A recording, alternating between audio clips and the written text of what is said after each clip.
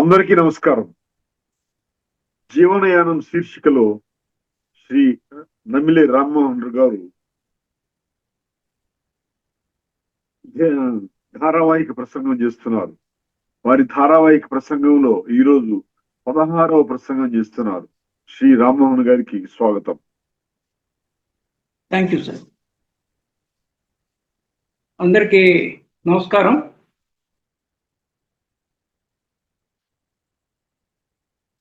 ధర్మపథంలో,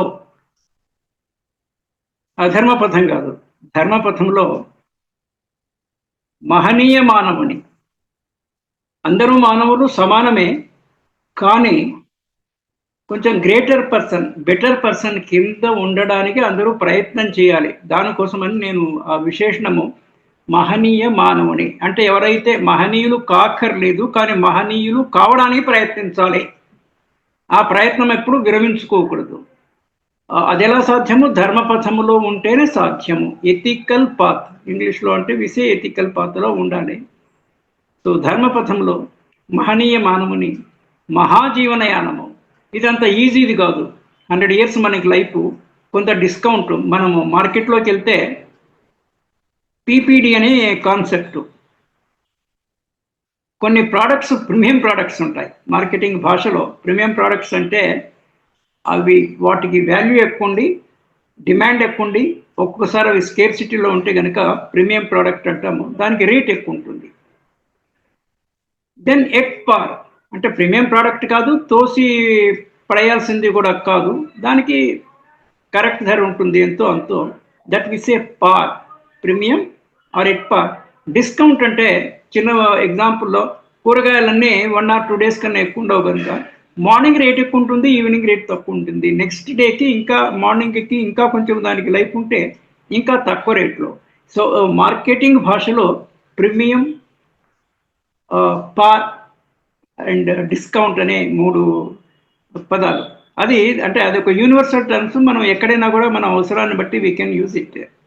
now ఇప్పుడు ఇవి 13 నుంచి 19కి టీనేజ్లో వ్యక్తి శీల నిర్మాణము, ఓవరాల్గా రెడీమేడ్ అంటే కుమ్మరి కుండను ఎలా తయారు చేస్తాడో, కుండను తయారు చేయడంలో మనకి శిశుగర్భం నుంచి మనం స్టార్ట్ చేసాం కాబట్టి బయటకు వచ్చిన తర్వాత ఈ కుండను మనిషిని కంపేర్ పోలికతో ఈ తయారీ అనేది జరుగుతూనే ఉంటుంటుంది ప్రాసెస్.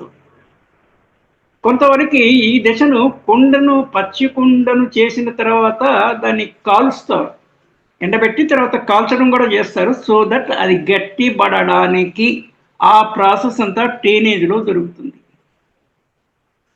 ఎందుకు ఇంత కష్టపడాలి? మనుషులు ఎట్లుంటే ఏమైంది అంటే సమాజము కనుక చెడిపోతే మన కుటుంబము, మన కుటుంబీకులు, ఇంక్లూడింగ్ అవర్ సెల్ఫ్, ఎవరైనా కూడా చెడిపోయిన సమాజంలో దాని బ్యాడ్ ఎఫెక్ట్ మనకు కూడా వస్తుంది అనేటువంటి ఒక దీర్ఘదృష్టి కూడా కాదు. ఇది ఒక ఇట్స్ ఎ కామన్ సెన్స్. ఇది మనకు తెలియాలి. అందుకనే ప్రతి ఇండివిజువల్ కూడా సమాజ శ్రేయస్సును, ఆరోగ్యవంతమైనటువంటి సమాజాన్ని కోరుకోవడమే కాకుండా టువర్డ్స్ దట్ ఎండ్ అది సాధ్యమయ్యేటట్లు ప్రతి ఒక్కరు కూడా కృషి చేయాలి. ఇక్కడ పాయింట్ ఏమొస్తుందంటే జనాభా పెరుగుతుంటుంది, వివాహ బంధము. అందుకే నేను ఆలోచించే ఈ ఎథికల్ పాతు, ధర్మపథాన్ని పెట్టాను. ఏ ఆడ మగ కలిసినా కూడా పిల్లలు పుడతారు, వివాహం అక్కర్లేదు. కానీ ఒక ధర్మపథంలో సమాజం ఉండాలంటే పవిత్ర బంధము, పవిత్రమైనటువంటి వివాహ బంధము, మంత్రోచ్చారణలతోనే, మంత్రం లేకపోయినా వేరే సంగతి, కానీ కమిట్మెంట్ ఉండాలి. 1 life 1 spouse, whether alive or dead. మనిషి అంత ప్రతిన, అంత నిబద్ధత ఉండాలి.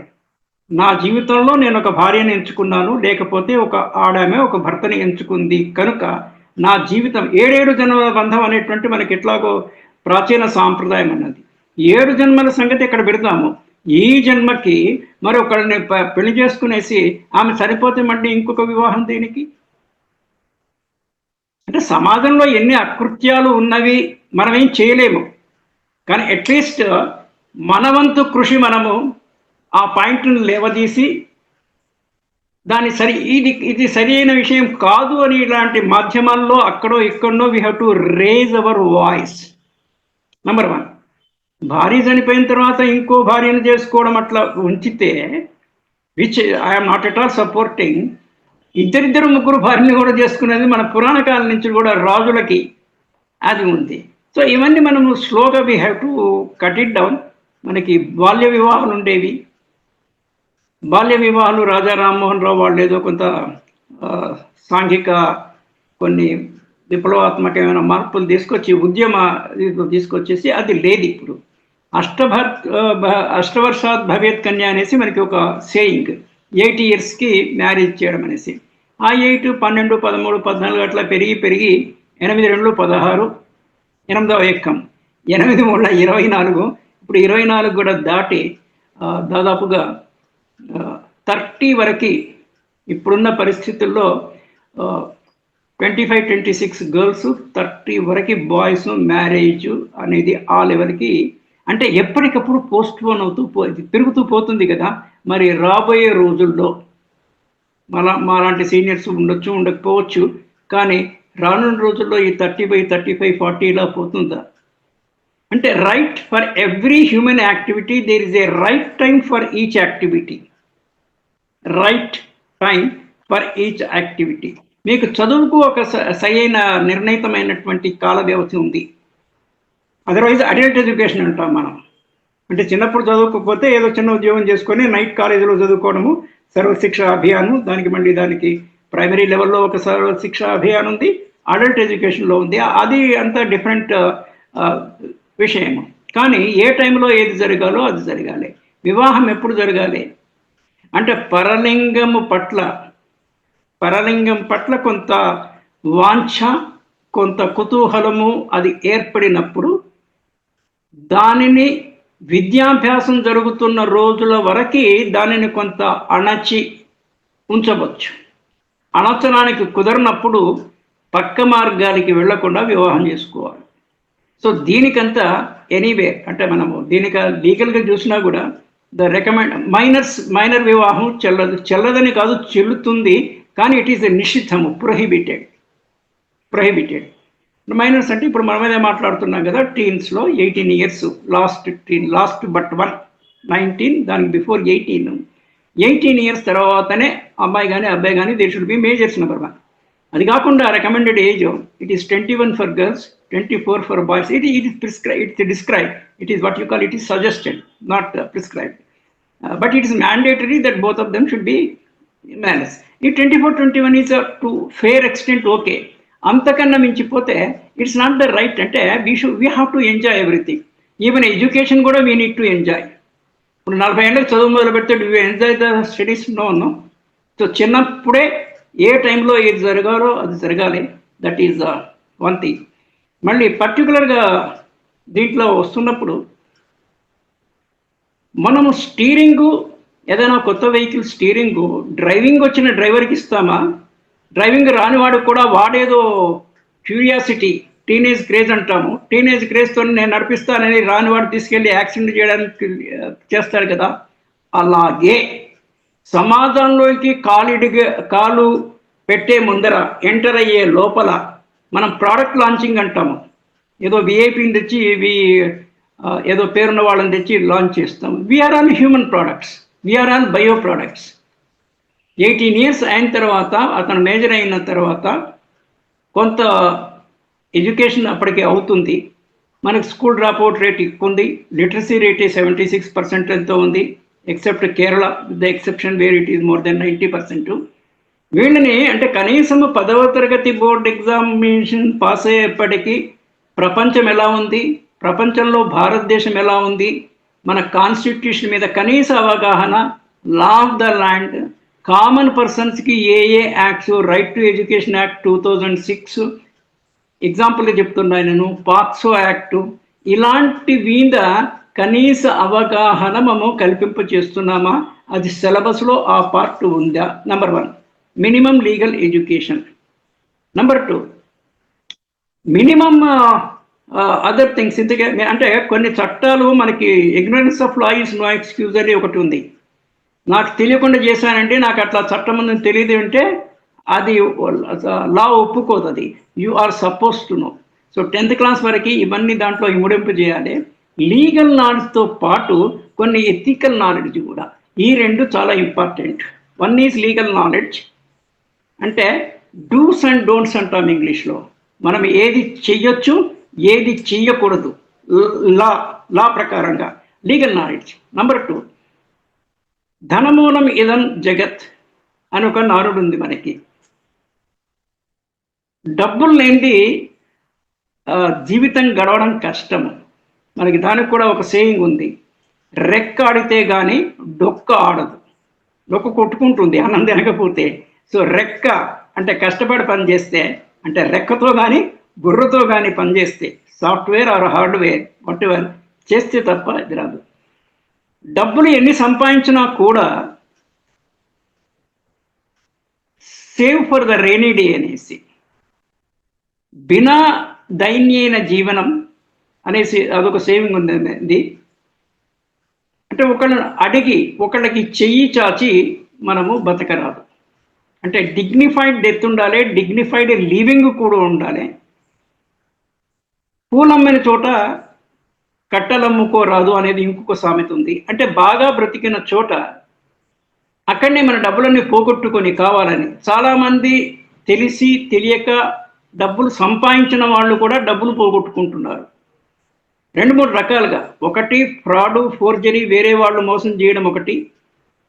ఆశకు పోయి, అంటే మీకు అందరికీ అర్థం అవ్వాలంటే కామన్గా ఈ సినిమా పర్పస్లో చెప్తే అందరికీ కొంచెం పాపులర్ కాబట్టి తెలుస్తుంది. కొంతమంది యాక్టర్స్ వాళ్ళ యాక్షన్ ద్వారా they earned money. I'm not supporting cinema, example కోసం చెప్తున్నాను. దాంతో వాళ్ళు తృప్తి లేక, తృప్తింజందని మానవుడు సప్తద్వీపం బులందు అని ఒక సుహాసితలో ఎక్కడో ఒక పద్యం ఉంది.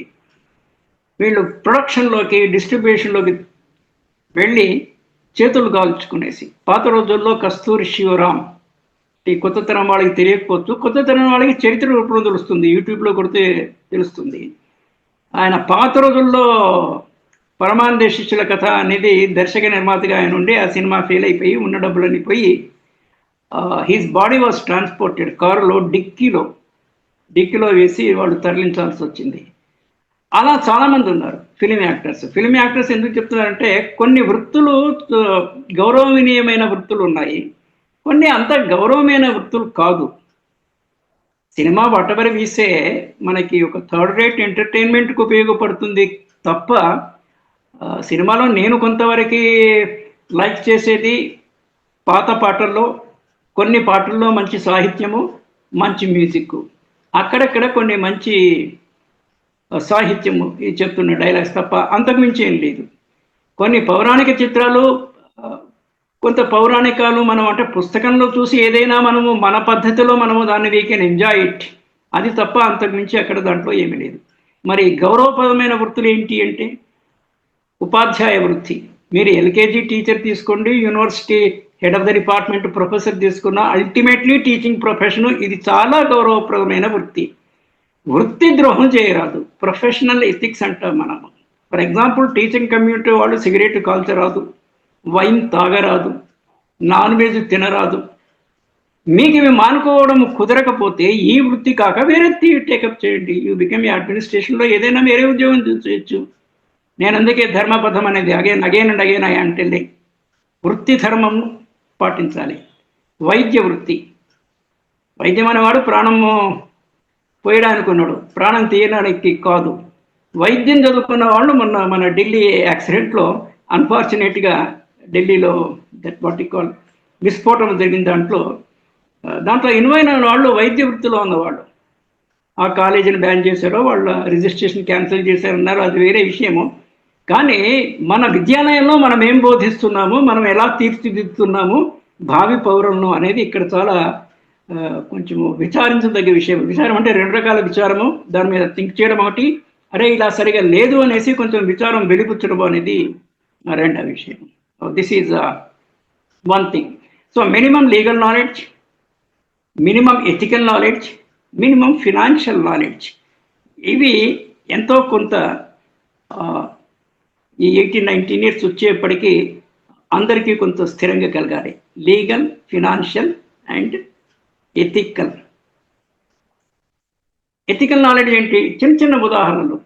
నేను అంటే హైదరాబాద్లో ఉంటాను కాబట్టి నేను భాగ్యనగరం హైదరాబాద్ అనే ఎగ్జాంపుల్ తీసుకొని చెప్తుంటాను.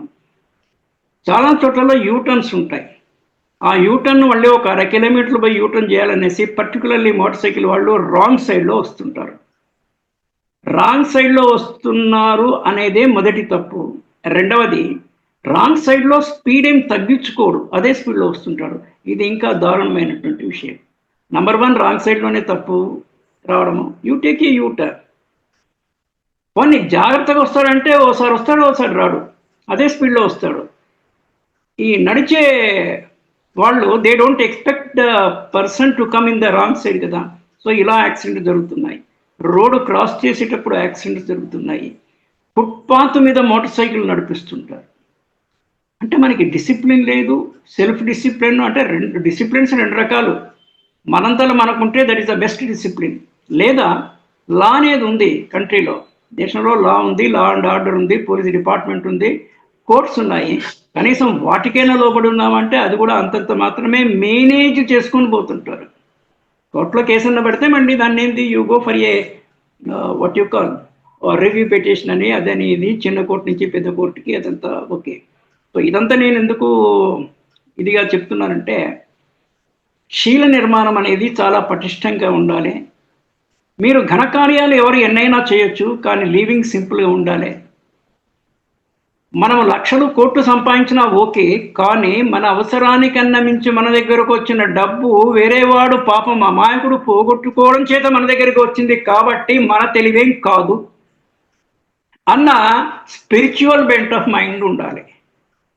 మనము మెటీరియలిస్టిక్ లైఫ్లో జీవిస్తున్నాము, ప్రపంచంలో జీవిస్తున్నాము, ప్రాపంచిక జీవనమే గడుపుతున్నాము, దీంట్లో ఏం సందేహం లేదు. కానీ ఎంతో కొంత స్పిరిచువల్ ఎలిమెంట్ దీంట్లో ఉండాలి కదా.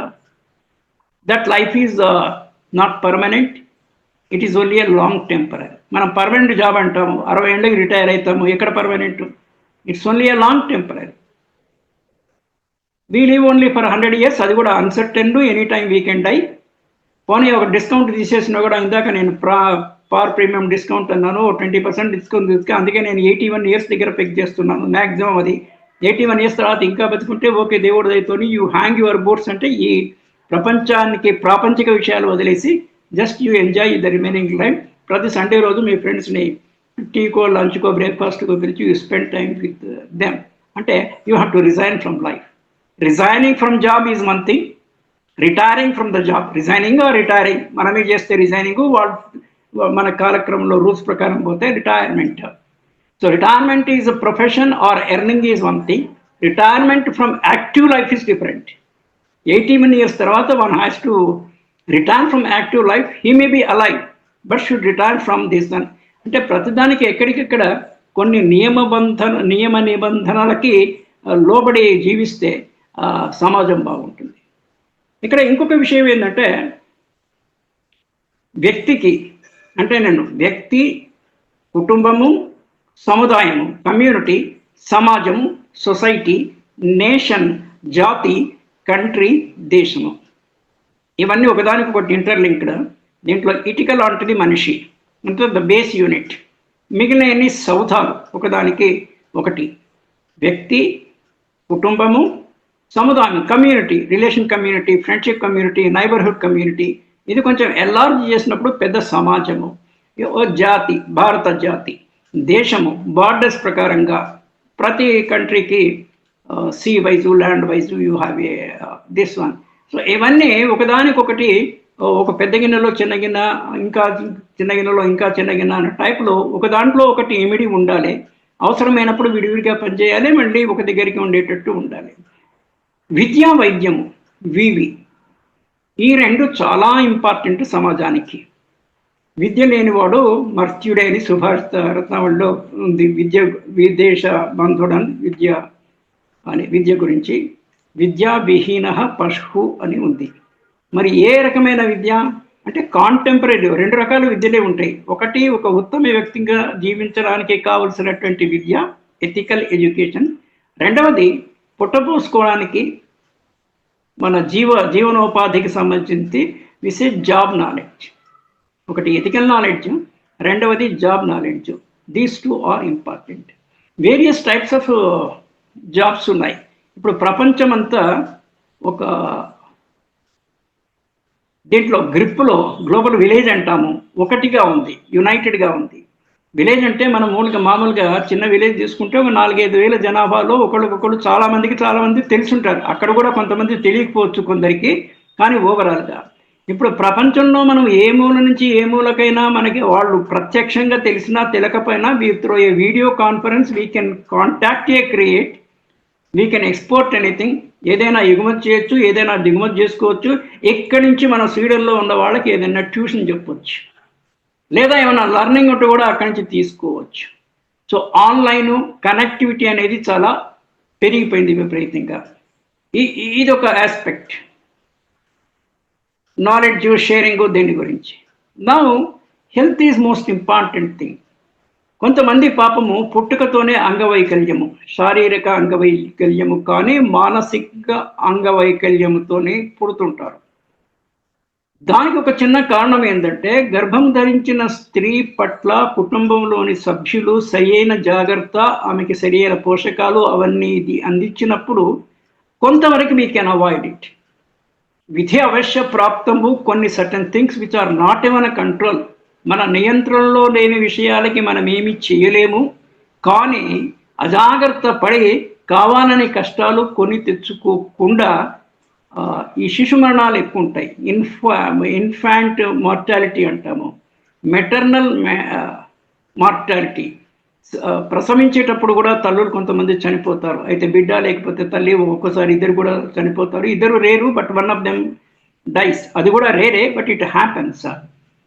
సో వైద్యము అనేది మన దగ్గర కొన్ని ఫ్రీగా ఉన్నా కూడా ప్రభుత్వ ఆసుపత్రులలో వైద్యము ఉచితంగానే ఉన్నది. కానీ నాణ్యత ఎంత ఉంది అనేది ఒక విషయము.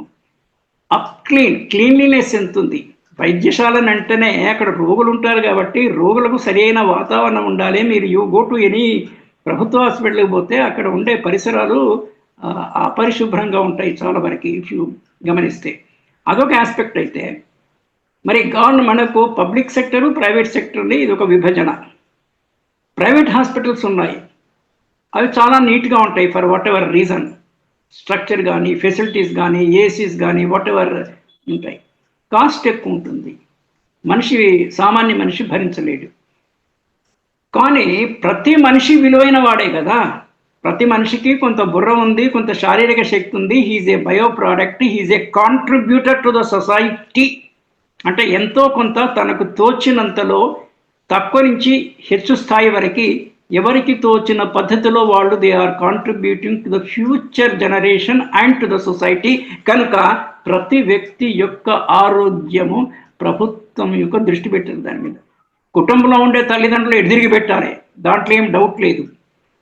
అసలు పిల్లలను పెంచే ఆర్థిక స్తోమత లేకపోయినా, ఎమోషనల్ స్టెబిలిటీ లేకపోయినా, బాధ్యతాయుతమైన ప్రవర్తన కొంతమందికి ఉండదు. ఇర్రెస్పాన్సిబుల్ ఇంట్లో నుంచి పారిపోయే వాళ్ళు ఉంటారు. నేను అవతల ఊరికినే రన్నవేస్ అంటాం మనము. అంతా బాగానే ఉంటారు, 30-35 ఇయర్స్. ఒకసారి వాడికి ఫ్యామిలీలో పిల్లలు కూడా ఉంటారు, బట్ సంహౌ వాడికి ఇంట్లో ఉండడం ఇష్టం ఉండదు, బయటికి పారిపోతారు. ఇక్కడ సిటీలో ఉండేవాళ్ళు బేగంపేట ఫ్లైఓవర్ కింద మున్సిపల్ కార్పొరేషన్ వాళ్ళు ఒక ఎన్జిఓ వాళ్ళ కోఆర్డినేషన్తోనే అక్కడ వాళ్ళకి 3 months వరకు they provide the shelter they. అంటే నేను ఇర్రెస్పాన్సిబిలిటీకి చెప్తున్నా, నువ్వు పెళ్లి చేసుకొని పిల్లలు ఉండి ఇంట్లో నుంచి పరిగెత్తి ఇక్కడ రావడం ఏంటి? They provide food and shelter for 3 months. And ఏమన్నా ఉద్యోగానికి కూడా వాళ్ళు ట్రై చేస్తారు ఇప్పించడానికి. అంటే బాధ్యతారహితమైనటువంటి ప్రవర్తన వ్యక్తుల్లో సమాజంలో ఉంది. అది ఇంకా కొంచెం ఎక్కువ అవుతుంది.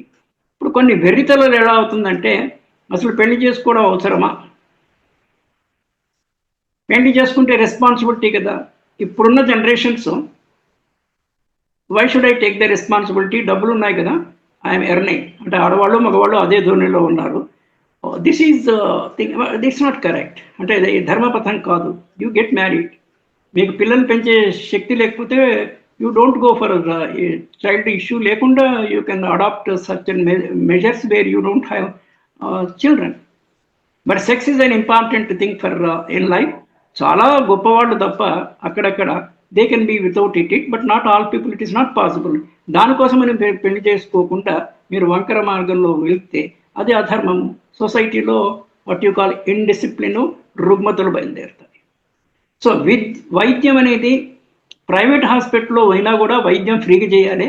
ఆ ఖర్చు government should compensate to the private. అంటే ప్రభుత్వ హాస్పిటల్ యొక్క నిర్వహణ ప్రభుత్వం భరించినప్పుడు ప్రైవేట్ హాస్పిటల్కి why can't they compensate that one, subject to proper accounting, ఎవరు వచ్చారు ఏంటి, ఆధార్ ఉంది మన దగ్గర. అసలు మనిషి పుట్టినప్పటి నుంచి ఒక ఫైల్ ఉండాలి, digital file. From the day a child is born, a digital file across the all departments are బేసిక్గా విలేజ్ అయితే విలేజ్ పంచాయతీలో, మున్సిపల్ వార్డ్లో where the child is born, that record should be there. ఆయన life మొత్తం చనిపోయేంత వరకు కూడా that should go on కంటిన్యూస్లీ. ఈయన ఏం చదువుతున్నాడు, ఏ ఉద్యోగం చేశాడు, ఏదన్నా తప్పుడు పనులు చేశాడా, పనిష్మెంట్స్ ఉన్నాయా, రివార్డ్స్ ఉన్నాయా, ఆ డిజిటల్ ఫైల్లో అతను చనిపోయేంత వరకు ఉండాలి. అంత పర్ఫెక్ట్ సిస్టమ్ మనం చేస్తున్నామా? స్కోప్ ఉంది. కంప్యూటరైజేషన్ అడ్వాన్స్ లెవెల్లో ఉన్నాము, ఆర్టిఫిషియల్ ఇంటెలిజెన్స్ ఉంది. We can do it provided we have a will. What is lacking is that ఒక్కొక్కసారి మనకి ఆలోచన తట్టకపోవచ్చు. దానికే సామూహిక ఆలోచన, several brains put together are more stronger than a single brain అని బ్రెయిన్ స్టార్మింగ్ అనే పదం వాడుతుంటాం మనం. అది బ్రెయిన్ స్టార్మింగ్ ఉండాలి. ఆ తర్వాత ఇంటెన్షన్ ఉండాలి, అంటే సమాజానికి సమాజ శ్రేయస్సులో పనిచేయాలి. ఇంటెన్షన్ సరిగా ఉండాలంటే స్వార్థం తక్కువ ఉండాలి, త్యాగం ఎక్కువ ఉండాలి. ఈ రెండు ఒక రేంజ్లో బైపోలార్. ఒకవైపు స్వార్థం ఉంటుంది, ఇంకోవైపు త్యాగము. మనం స్వార్థానికి దగ్గర ఉంటున్నామా, త్యాగానికి దగ్గర ఉంటున్నామా అంటే by any common sense minimum స్వార్థం ఉండాలి ఎవరికైనా కూడా. మనం బతకడానికి డబ్బులు కానీ, చదువు కానీ, వాటెవర్, అతి స్వార్థం ఉండరాదు.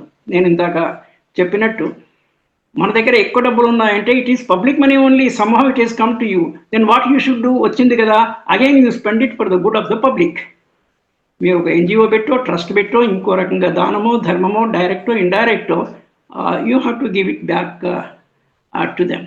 ఇంత ఉదారమైనటువంటి అత్యుత్త ప్రమాణాలు కలిగినటువంటి మనస్తత్వాన్నే ఈ టీనేజ్ అయిపోయే లోపల మన భావి పౌరుల్లో తల్లిదండ్రులు, టీచర్లు ఎట్ ఆల్ లెవెల్స్, కమ్యూనిటీ అంటే neighbourhood community, friends and relatives, మేనమామలు, మేనత్తలు, చిన్ననాన్నలు, పెద్దనాన్నలు, అంటే immediate community next to parents, plus society at large and the government. ఇంతమంది స్టేక్ హోల్డర్స్ ఉన్నారు. మనం స్టేక్ హోల్డర్ అనే పదం వాడుతుంటాము for the growth of a child to teenage cross అయ్యింది. మరి are we doing all this? Then vulnerability, కొన్ని vulnerable groups ఉంటాయి. ఈ టీనేజ్ చాలా వల్నరబుల్ గ్రూప్. వీళ్ళకి ఏదో క్రేజ్ ఉంటుంది ఏదో చేయాలనేసి, దాని మూలాన వీళ్ళు ప్రమాదాలు కొని తెచ్చుకుంటారు. కొన్ని పాపులర్ ఎగ్జాంపుల్స్ చెప్తే I think you will be able to appreciate that one. మనకి Azharuddin cricketer, now he's the minister. ఆయన తమ్ముడు ఒక ఆయన రేసింగ్, ఈ ఓఆర్ఆర్ మీద కొంతమంది స్పీడ్గా పోతుంటారు, స్పీడ్ లిమిట్స్ దాటి. He died in the accident. Cinema actors Kota Srinivasa Rao కొడుకు, దెన్ బాబు మోహన్ కమెడియన్, వాళ్ళ అబ్బాయి, దే ఆల్ డైడ్. 20s, 20-25 లోపల ఉండేవాళ్ళు because of the teenage craze. అంటే మోటార్ సైకిల్స్ ఉన్నప్పుడు దానికి స్పీడ్ లిమిట్ అని స్పీడ్ లాక్ చేయొచ్చు. You cannot go more than 60 km/h. So what I'm telling is that ఈ టీనేజ్లో అంటే 19-20 years ఒక లెవెల్ దాటితే మెచ్యూరిటీ స్లోగా it will come in side అండి. దాని ప్రకారంగా వాళ్ళు ఆ తర్వాత పెద్ద తప్పులు చేసే ఇది ఉండదు, మెచ్యూరిటీ పెరగని చేత. ఏంటి ఇప్పుడు అందుకే ఉడకనే అన్నము, కాలని కుండ అన్నట్టు అటువంటి పరిస్థితిలో ఉంటారు వీళ్ళు. సో మనకి అన్నం సరిగా ఉండాలంటే గ్యాస్ టప్పున మధ్యలో ఆగిపోవద్దు. అంటే నేను రఫ్ ఎగ్జాంపుల్ చెప్తున్నాను, you can connect it. So this is an important thing in టీనేజ్లో మనకి కావాల్సింది. అండ్ వీళ్ళని సంరక్షించడానికి చాలా అవసరము. ఒకటి, డబ్బులు అవసరము. Number 1 for everything. ఎడ్యుకేషనల్ నీడ్స్కి కానీ, హెల్త్ నీడ్స్కి కానీ, దేనికైనా డబ్బులు అవసరము. డబ్బులు పక్కన పెట్టి నాన్ మానిటరీగా మీకు sufficient time and energy spend చేయగలిగాలి పిల్లల మీద.